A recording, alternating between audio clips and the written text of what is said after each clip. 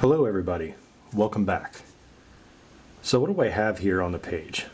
You can probably barely see it, but stick around and you'll watch me build a humanoid creature from scratch. And this lesson is exactly that. I'm going to teach you how and show you what I do whenever it comes to manipulating human anatomy in order to fit the very weird and otherworldly critters that I like doing when it comes to making it look human.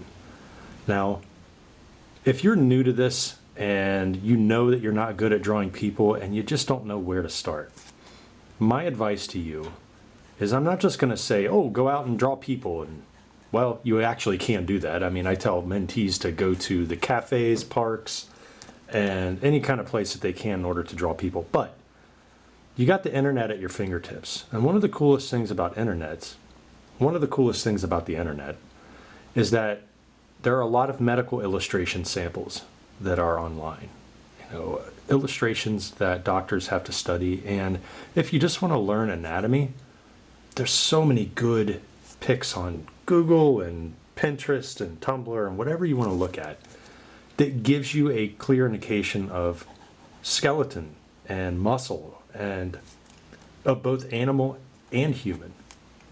Because what I'm doing here is I'm drawing a humanoid, but I'm also manipulating some of the anatomy. Now, if you're completely new to this and you don't even understand what I'm doing right now, what I'm doing now is I'm drawing something that's like a human, but it's not quite right. There are stretched parts where you know there's supposed to be a shoulder, and there's other parts where you don't really know if that's a chest or whatever. That's cool. That's what you're supposed to do. When it comes to humanoid sketching, you want to manipulate that anatomy. Now when it comes to aliens and creatures and demons, you can kind of get away with making anatomy up as you go, as long as it's functional. So let me explain how that is. When you look at medical illustrations, it's good to study how joints work first. So for example, I'm looking at this deltoid region right here. Absolutely massive stretched out pectoral muscle. But in a medical book, you would look at the humerus and how it attaches to the joint. You would look at the clavicle. You would look at even the scapula in the back, our shoulder blades. And then you would start to study the humerus, part of the bone. As you compartmentalize these studies, you start drawing little doodles of the shoulder muscles, like the deltoids, the pectoral, bicep, all of that. You start to memorize, slowly but surely, all of these little parts and what makes us human. And then you start to bring it into creature design. And that's when the fun begins. So with this, obviously I'm drawing something that looks really strange. Huge forearms, long forearms. And the other thing I want to mention is even at this stage where I pretty much know what I want to draw, I still have to slow down when it comes to putting in details, but speed up when it comes to gesture. So without that confusing you, let me explain that. If you have a basic shape in mind of what you want your creature to be, your humanoid or whatever it is, but you don't quite know the anatomy, you just have a ballpark estimate, the best thing to do is to just study in or just to scribble in a basic shape. You can always refine it later. So for example, if you don't know how the pectoral muscles actually work and how it connects to the breastplate and the ribs and all of that stuff, it's okay. There are certain parts of the human body that I've been drawing for years and I'm still incorrect about it. I have to look at plenty of reference. I'm looking at this thing right now and I'm going, well, I guess this creature could be erupting from some kind of slumber. Maybe it's cosmic horror, very Lovecraftian. You got to put the tentacles in the back. Maybe it's even underwater. Who knows? But I'm keeping everything light. I'm opening up the possibilities. Okay? And then the other thing that I'm doing is I'm making sure that with each new joint, so we got the wrist down here, elbow right here, and shoulder right here, I'm at least keeping the cluster of muscles somewhat to a human. Okay, so I'm going to zoom in a little bit, show you exactly what I mean. Okay, so check out this area of the arm right here. You have your forearm, which is close to being human, but not human, obviously, because we've got a really skinny bicep and tricep, an absolutely massive forearm region, and it's stretched out.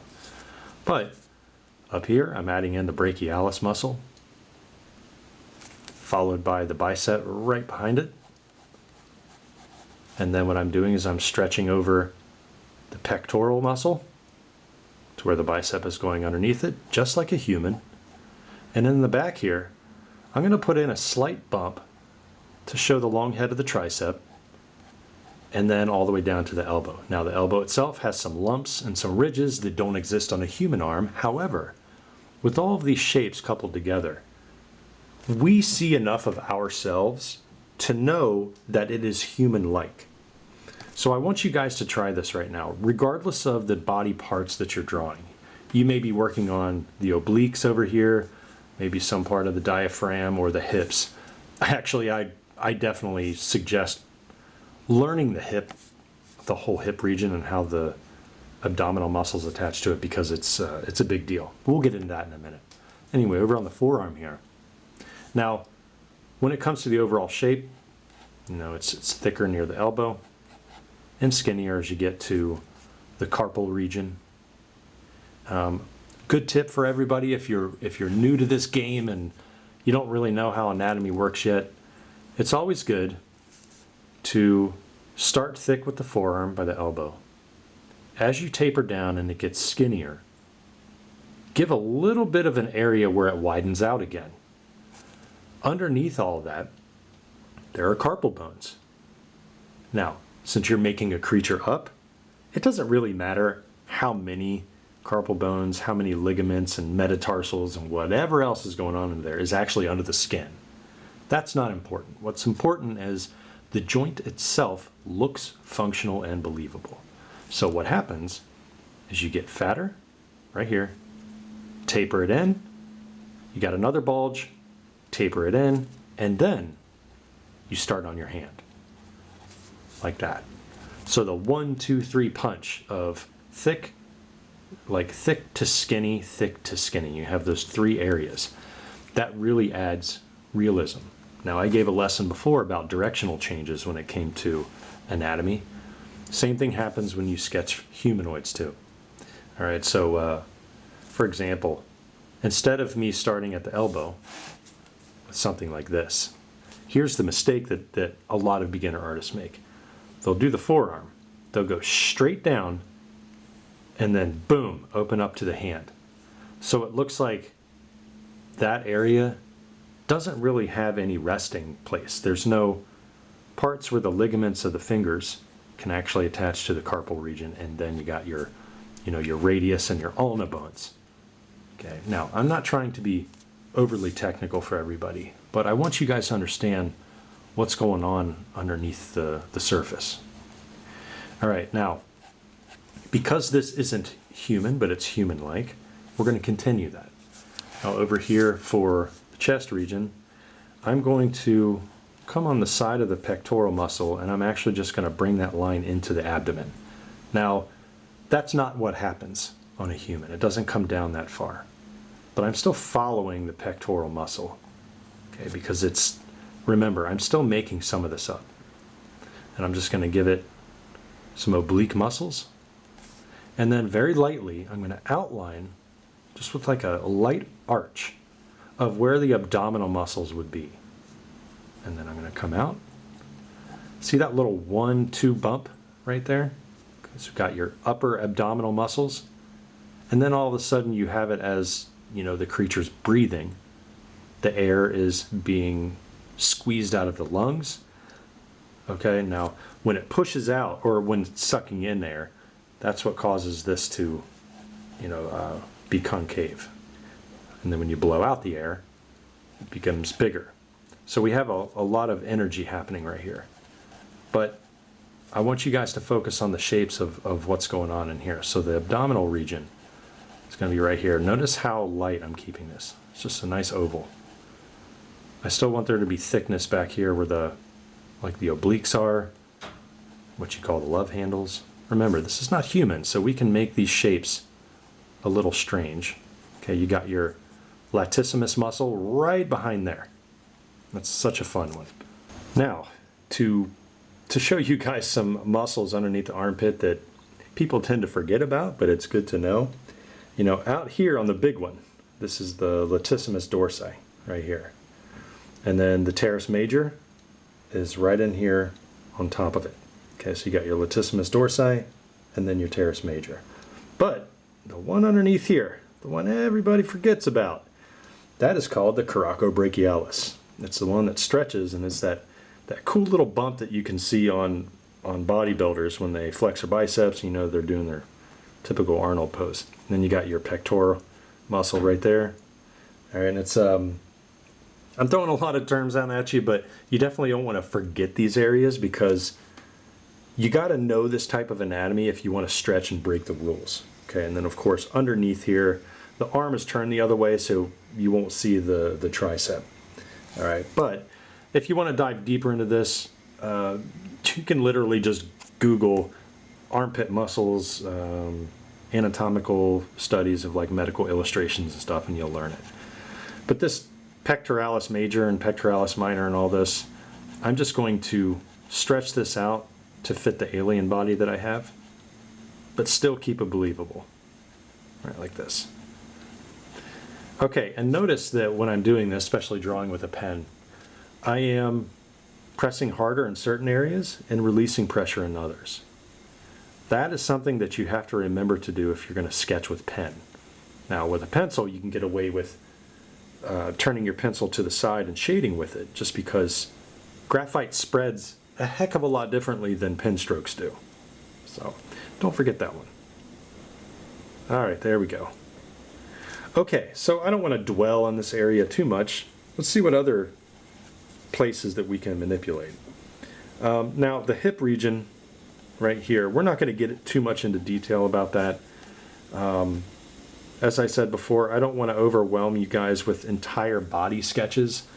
So if you were to do studies just like this, so maybe the upper torso and some of the arm, this is the way to go, everybody. And I'm going to push this one step further. I'm actually going to suggest all of you do call-outs. Okay, do call-outs for the different muscles. Okay, just put bicep. Write it down in your sketchbook, because there's something to be said about writing down what you need to remember. This is why people that take notes manually remember it quicker than people that type it and people that text it. All right, and the same thing comes with drawings. We're going old school, everybody, old school. And not only that, this is going to sound a little strange, but you kind of feel more accomplished when you're writing stuff down manually versus typing it out when it comes to drawing. Mainly because, like for me, I always think back to sketchbooks of the 1500s and how there were no typewriters back then. There was nothing like that, except you got your drawing utensils and that's it, your sketchbook, and you just wrote down notes. Kind of like what Da Vinci would do when he would, visit the morgue and draw body parts, and what Michelangelo would do to learn anatomy also, and many of the other sculptors and artists, they would take notes, plein air drawing, plein air painting. And writing all this down, it kind of makes me feel like I'm drawing and forming a pirate's treasure, like treasure map or something. It's just really cool. Okay, so here I'm not really focused on every single little abdominal muscle to make sure it's perfect, but I want to follow at least the pattern of, like the rib cage and how it opens up for a human right there. These outlines that I'm giving these sections, this is just for my own peace of mind. Remember, this is a doodle. This is not a finalized sketch. Now here's the pec. I'm just going to put the nipple in right there. Okay, remember, maybe there's two. I don't know. It's an alien. It's not human. I'm lightly putting in some muscle striations. So not only does it look cooler because it's kind of shaded with a pen, but you're putting details in areas where you need to focus on anyway. Okay, there we go. So these muscles, they kind of feel human, right? You're looking at these abdominal muscles and going, well, I guess this alien could be showing an 8-pack or a 6-pack or a 12-pack, but there's something a little different about it. That's good. And then, guess what, guys? Once you get these muscles in here, you can start playing around with stuff. Be like, oh, what if there was a concave hole cut out of this pectoral muscle, and then, ooh, what if there was a cool little bump or a spike coming out of the skin on this one, and then maybe I stretch some skin over parts of this, and you're gonna start to have some really cool sketches show up. There we go. I hope you guys are all having fun too. You know, really take a step back and look at your doodles.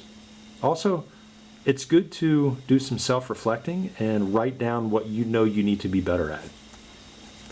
So what I mean by that is, as you're doing these humanoids and you know you need to get better at human anatomy, what are some trouble areas? This is something that I mentor a lot of students on, is if you have a trouble area, take accountability for it and write down what that trouble area is. So when it comes to humans, how do you feel about ankles? How do you feel about wrists and hands? Do you always fail at drawing feet? So when you're drawing a character, you hide it behind bushes, or you kind of, you know, put some fake clouds in there or whatever. Oh man, I used to do that. I used to try to hide it, and let's just say it didn't work out too well. But it's all for the learning process. One day you just kind of own up to what you need to get better at, and then you get better at it. Okay, so one thing that I want to reiterate on, and that's about making notes and calling out the muscles that you're trying to draw on your humanoids, is when you do it, just make sure that you give yourself enough space to still have fun drawing too. All right, now, so for example, right here I just put a little dot and a little line with a little arrow. This could be the sternum. Okay, and then here, pectoralis. So pectoralis, trying to remember how to spell that. Pectoralis major. Okay, and you can get very technical too. Yeah, let me move this down a little bit. You can get technical too. You can do all the nice little fine muscle groups, you know, the external abdominal oblique, okay? And these nice little muscles on the side here of the abdominal region, which is, dude, please study the abdominal muscles, because they can be quite daunting. If you don't know what's going on there, this can really ruin your character design. This is the serratus anterior. So these are your serratus muscles. Okay, you have your obliques here, your serratus right there. It's a lot of fun, and then the latissimus will bend down past that. Okay, so it's like a 1, 2, 3 punch. Now, if you're drawing humanoid, you can manipulate the shape of that, stretch those out, but each individual muscle still exists in the correct space. That's the key to humanoid sketching. All right, comment below if you are studying anatomy. Even if you're a doctor or you're just learning how to medically illustrate, maybe you can give some tips that I didn't give over here. I'm always looking forward to, you know, newly improved ways of explaining anatomy. I had a pretty popular video that I released last year about the skull design, you know, just for basics, and people were helping me out in the comments about why our skulls have those tiny little holes in the jaw and everything. So it was really cool to see everybody coming together and to do that. If you enjoy this type of thing and you want to get into even deeper studies about creature design, check the links in the description below for my Patreon. So I started my Patreon back in August, and it's been so much fun just with the tiers that I have, and you can even join for free if you want. And I teach people about my client work, how to search for work online, and you know, how to really study human anatomy, or creature anatomy I should say, and animals and everything. And then we also have a Discord, so a Creature Design Workshop Discord, and we have competitions every month about creature design based on briefs that I give. So much fun. All right, so this is a little different. Okay, so the deltoid region right here kind of goes past and goes in between the bicep and everything. So I'm kind of manipulating the shape. but I still have the deltoid. And then up at top here, I'm going to have to squeeze in the trapezius muscle. So you can see as the head would go back, let me move it just a little bit. So as the head would go back, this creature is flexing its trapezius muscle, and it's right there. And of course, I could go into more detail about that head, which, you know, I probably will. Kind of looks like something from Pacific Rim, not gonna lie. I love that movie, by the way. Pacific Rim is so much fun. Okay, so once we got that, yeah, we can probably get into more of the forearm, but I don't really want that to be the focal point. Instead, I'm just gonna finish the silhouette here, right like this. And then, let's see what we can do when we add some fun details to this. So, let's jump to it. Okay, now that we put in some more notes and some more details, I'm going to show you guys how to start smaller bodies from scratch. And let's say that you're not quite confident enough to start bigger sketches like this, but you want to start somewhere. So take your pen and your pencil, and I want you to line up little scribbles like this. So start with the head, like an oval shape. Start with the torso. Okay, and then what you do is you try to manipulate the shape of some of the limbs that a person would have. So right here, I'm breaking the feet and the legs on purpose, almost like a werewolf stance. You know, like this thing is a digitigrade, which means that the beast walks on its toenails, you know, similar to a dog and stuff. All right, and then what I'm going to do is I'm going to make the arms really long, but look how loose this is. There's no detail in here, anybody. Look at that. As a matter of fact, it's so loose that I don't even know how many heads are on there. But if you take a step back and look at it as a whole, you can see the wireframe of some kind of humanoid shape. I mean, look how long the arms are. Have fun with this. Then you move on to the next one. So the next one, maybe it's a smaller person or humanoid shape. Maybe it's smaller and then the legs are really short. And then maybe the arms are short too. Something like this, but the body's really big, the torso. Okay, and then maybe it has 4 legs. Who knows? Remember, humanoids don't have to only have 2 legs and 2 arms. Take Goro or Shiva or Kentaro from Mortal Kombat. They all have 4 arms, right? They're from the same, relatively the same race, same species, but they're a little different. Okay, next thing, maybe we can try something different. So we have a very tall, more beast-like than human. This one we have a short, stout character. Maybe we can do one just a little bit more normal. Okay, so we'll do an oval for a head. We'll give it the typical strong male torso, V shape. All right, and then let's try a cool stance. All right, so maybe it's like a battle stance. So we'll have the back right leg pivoting to hold its weight. This leg is stepping forward, and then all of a sudden we have multiple arms. So this one maybe is grabbing a sword. Try not to draw General Grievous here, maybe like 6 arms, something crazy. And then a very big set of trapezius muscles followed by a normal head. So it's almost human, but there's still some aspects that are quite otherworldly, quite beastly. So right away we have 1, 2, 3 different ideas. So what you would do next is you would take one of these that you're most intrigued with. So let's say you have a whole page of these things, and you need to know how to make this educated decision or this gut feeling that, hey, this design is going to be the best one for my portfolio. Ask yourself which one you would want to put more details into right away. Usually that's an indication of something that you would need to go forward with. I don't know why, but I just like this one. It's weird.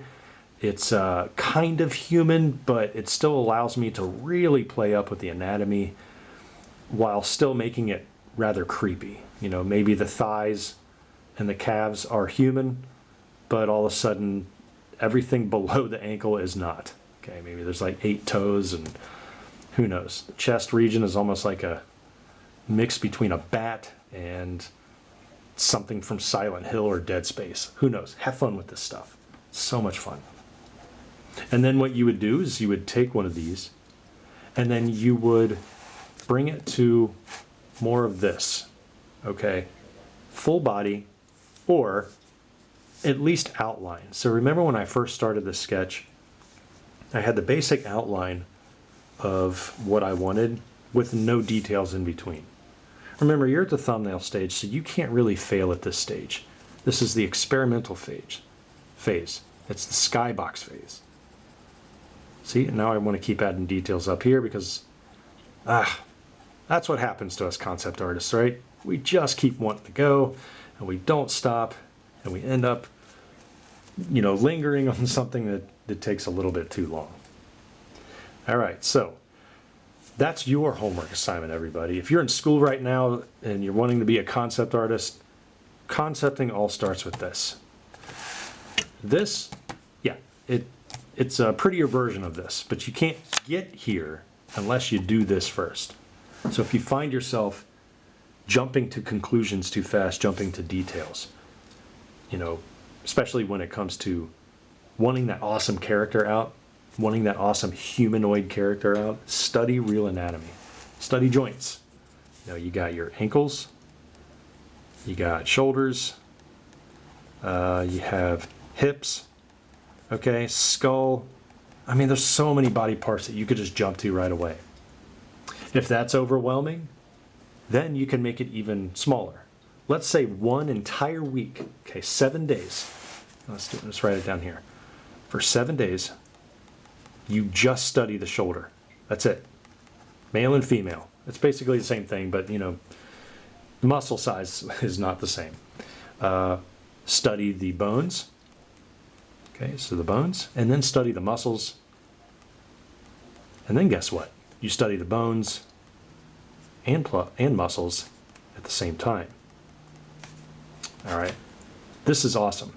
So maybe on Monday, you start with the humerus, and you just do the basic sketch of how the humerus fits into the joint, and then you start to expand it. Start to do master studies based on what you see in medical illustrations. And then you do muscles, front and back of the arm, and the shoulder. How does the trapezius connect to, its joints and its ligaments, and how does the clavicle connect? How does the scapula look with muscles and like the rhomboid and everything on top of it? Man, there's so many different possibilities.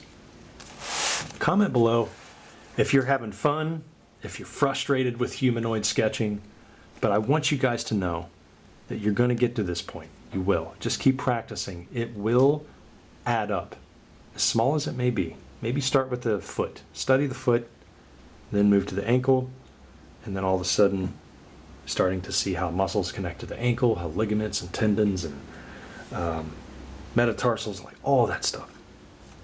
Write it out. Write all of this out. Commit it to memory. Okay? Good luck, everyone. Comment below if you enjoyed it. Even give it a like if you did. Till next time, peace.